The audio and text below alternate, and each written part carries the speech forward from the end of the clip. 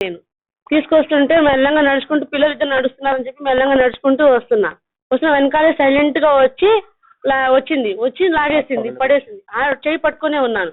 మెల్లంగా silent, అసలు cake కూడా పెట్టలేదు. సైలెంట్ గా వెనకాల నుంచి వచ్చి ఫస్ట్ గౌన్ పట్టుకుని లాగేసింది. నేను నోట్లోకి నుంచి లాగేసిన తర్వాత మళ్ళీ ఒకేసారి వచ్చి ఇక్కడ కండ పట్టేసుకుంది. అసలు పట్టేసుకుంటే ఎవ్వరు లేరు అసలు ఆ సందులో. పట్టేసుకుంటే మళ్ళీ చెయ్యి అంత అడ్డుపెట్టి నెట్టినాక అసలు వెళ్ళట్లేదు. మళ్ళీ కింద ఇక్కడ పట్టేసి నా పిల్ల అని కేకలు పెడుతుంటే ముందు ఇంట్లో ఉన్న ఒక ఆయన వచ్చి ముసలాయన పాపం కర్ర పెట్టి కొడితే పట్టుమని అప్పుడు వదిలేసి వెళ్ళిపోయింది. ఇంకా ఇంత ముక్క కూడా కండతో సహా లాక్కుపోయింది. అసలు కండ తినేసింది లేదు. అసలు నేను చూసుకోలే, నేనేం కోరుకోలేదు అనుకున్నా. చెయ్యి అడ్డు తీసి చూస్తేనేమో ఇట్లా ఘాట్లు పడి ఇంత రక్తం వచ్చేస్తుంది, అసలు కారిపోతుంది.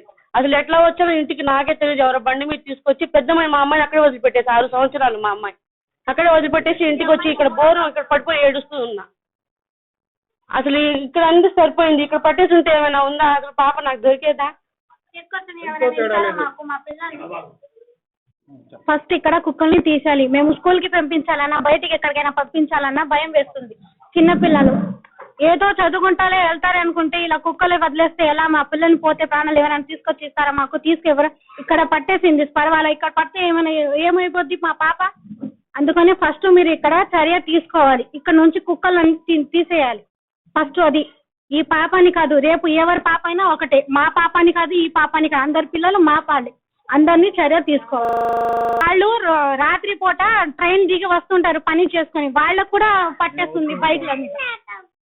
అందుకని ఇక్కడ ఫస్ట్ మీరు ఇక్కడ ఉన్న కుక్కలందరూ పంపించేయాలి, తీసేయాలి. అక్కడ ఫస్ట్ ఇక్కడ కుక్కలు ఉండకూడదు. బయట వెయ్యాలంటే రావాలంటే మాకే భయం వేస్తుంది. కరిచేసిందండి కుక్క, ఏ ఈప్ మీద కరిచింది కాబట్టి సరిపోయింది. మెడ మీద పట్టేస్తుంటే మా పరిస్థితి ఏంటి, మా పాప పరిస్థితి ఏంటి? దీన్ని గవర్నమెంట్ వాళ్ళు బాగా ఖండించి చూసి దీని విషయం తేల్చాలి. వీధిలో కుక్కలు ఎక్కువైపోయినాయి బాగా, ఎక్కడ చూసినా కుక్కలే. పిల్లల్ని బయట పంపాలంటే భయం వేస్తుంది. దీన్ని గట్టిగా గవర్నమెంట్ చర్య తీసుకొని ఈ కుక్కలన్నింటినీ తీసుకెళ్లి పట్టుకెళ్ళిపోవాలి. ఎక్కడన్నా ఇదివరకు ఫస్ట్ లో చెప్పారు కుక్కలు తీసుకెళ్లిపోయారు, అక్కడ వీధిలో లేవని. ఎక్కడ చూసినా కుక్కలే ఉంటున్నాయి. వీటన్నింటినీ తీసుకెళ్లి ఎక్కడన్నా ఇది లేకుండా ఉన్న చాట వదిలేయాలి, తీసుకెళ్లి కుక్కల్ని ఇక్కడ లేకుండా చేయాలి. నైట్ టైం మేము రావాలన్నా భయం వేస్తుంది. బళ్ళు వేసుకుని వస్తున్నా కానీ ఎంబడి పడుతున్నాయి బళ్ళు ఎంబడి. అది ఇట్లాంటి ఎక్కడ జరగకుండా మా పాప కదా, ఏ పాప కూడా జరగకుండా ఇట్లాంటి పరిస్థితి మా పాపకి జరిగింది. దాని గురించి అదే మెడ పట్టుకుని ఉంటే మా పాప పరిస్థితి ఏంటి? దీనికి ఏంటి సమాధానం ఏం చెప్తారు? మున్సిపాలిటీ వాళ్ళు దీనికి ఏం సమాధానం చెప్తారు? దీనికి ఏంటి పరిష్కారం? అది ఇంట్లో కుక్కలు ఏమైనా ఉంటే ఇంట్లో పెంచుకోవాలి, బయటకు వదలకుండా చూసుకోవాలి. ఎవరన్నా దాచి పెడుతున్నా కానీ కుక్కలు వాళ్ళకి గట్టిగా పరిష్కారం ఇవ్వాలి. ఇంట్లో కుక్కలు ఉన్న వాళ్ళకి కూడా వచ్చి మీరు గట్టిగా పరిష్కారం చెప్పాలి. మీరు బయట వదలొద్దు. ఇంజక్షన్లు చేసి వదిలేసినా కానీ ఇంజక్షన్ చేసి వదిలేస్తున్నారు, కరుస్తుంది, పోయి ప్రాణంగా కుక్క కాదుగా.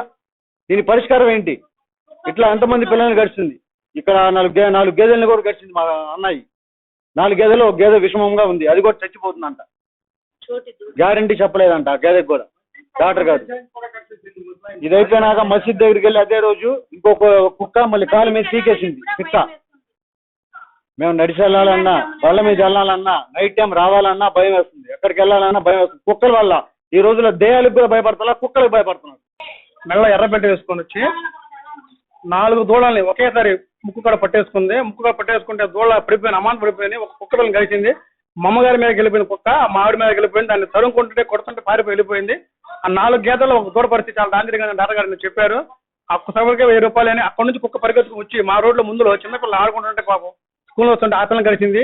ఈ స్లమ్ ఏరియా చాలా కుక్కలు ఎక్కువ ఉండే ఏరియా.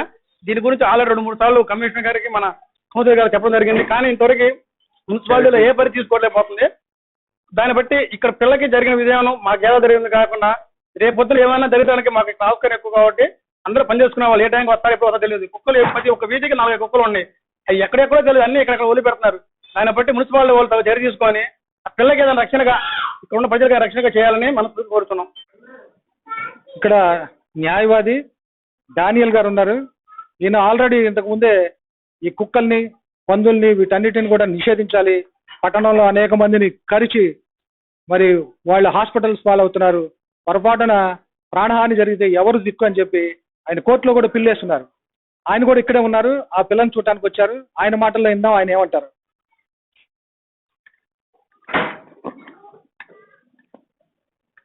ఈ మధ్య ఈ కుక్కల బెడద, పందుల బెడద రాష్ట్ర వ్యాప్తంగా ఎక్కువ ఉన్నా ఈ తెనాలి పరిసర ప్రాంతంలో ఇంకా ఎక్కువగా ఉన్నాయండి.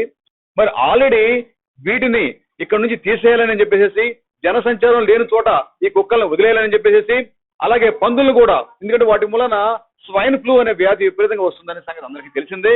వాటిని కూడా తెనాలి పట్టణానికి దూరంగా వాళ్ళకి నివాసయోగ్యం ఇస్తే అప్పుడు వాటిని కూడా ఇక్కడ నుంచి పంపించేస్తారని చెప్పేసి ఎప్పటి నుంచో ఉంది.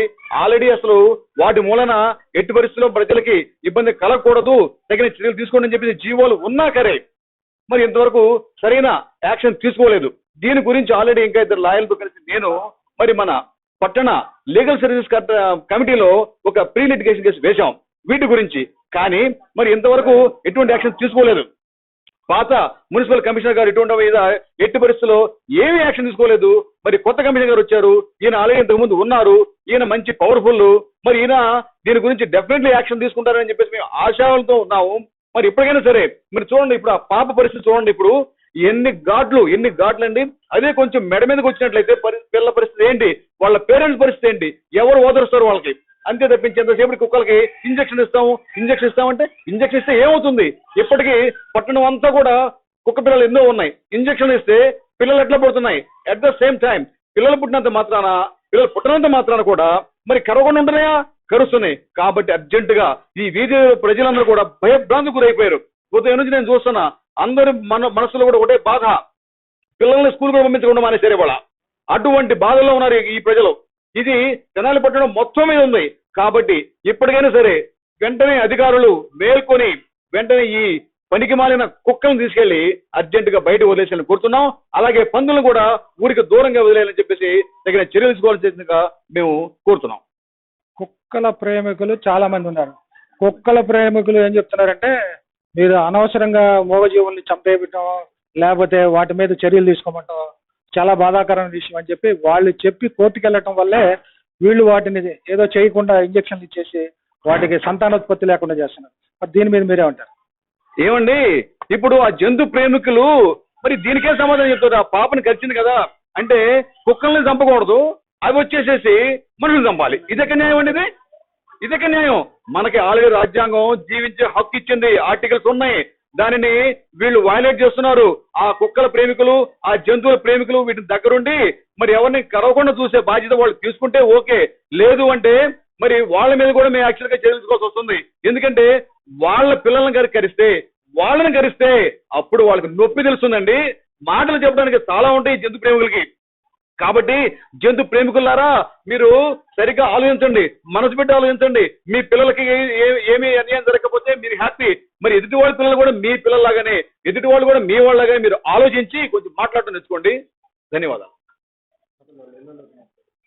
ఈ రోజున ఈ ఇందిరానగర్ కాలనీలో జరిగినటువంటి సంఘటన చాలా దిగ్భ్రాంతికి గురి చేసింది. చుట్టుపక్కల వాళ్ళందరూ కూడా భయపడుతున్నారు. పిల్లలు స్కూల్కి వెళ్ళాలన్నా కూడా చాలా భయంతో వెళ్లకుండా ఆగిపోయారు. మరి తల్లిదండ్రులు రేపొద్దున అంటే ఒక పక్కన పశువులు కరుస్తున్నాయి, ఒక పక్కన మనుషులు కరుస్తున్నాయి. చిన్నారులు బడికి వెళ్ళాలన్నా, బయటికి రావాలన్నా ఎన్నో ఇబ్బందులు పడుతున్నారు. ఇవి చూసి మరి మున్సిపల్ శాఖ గతంలో మరి అనేక సార్లు కుక్కలను పట్టినట్టు మనకి ఆధారాలు ఉన్నాయి. అయితే కుక్కలను తీసుకెళ్లి ఇంజక్షన్లు చేసి వాటికి సంతానోత్పత్తి లేకుండా చేస్తున్నామని చెప్తున్నారే కానీ మళ్ళీ తిరిగి తీసుకొచ్చి అదే బజార్లో వదిలిపెట్టి వెళ్తున్నారు అదే కుక్కల్ని. మరి కుక్కలు కరవకుండా ఉంటాయా? వారికి నోరు ఉన్నది కదా. మరి అటువంటిప్పుడు అవి కరవకుండా ఉండాలంటే ఏం చేయాలి? మరి దీనికి తగినటువంటి చర్యలు మున్సిపాలిటీ తీసుకోవాలా, లేకపోతే మరొకసారి ప్రభుత్వం వీళ్ళకి హెచ్చరికలు చేయాలా? పిల్లలకు కానీ పెద్దవాళ్ళకి కానీ ఎవరికన్నా కానీ ఏదన్నా ప్రాణ నష్టం జరిగితే దానికి బాధ్యత వహించాల్సి ఉంటుంది ప్రభుత్వం. అది మున్సిపాలిటీయా లేకపోతే రాష్ట్ర ప్రభుత్వం, ఏదో ఒకటి తెలుసుకోవాల్సిన బాధ్యత ఉందని చెప్పి ఇక్కడ ప్రజా సంఘాల వాళ్ళు, ఇక్కడ ఉన్నటువంటి ప్రజలు చెప్తున్నారు. Cameraman Srikanth Raghuramaiah, Tenali news.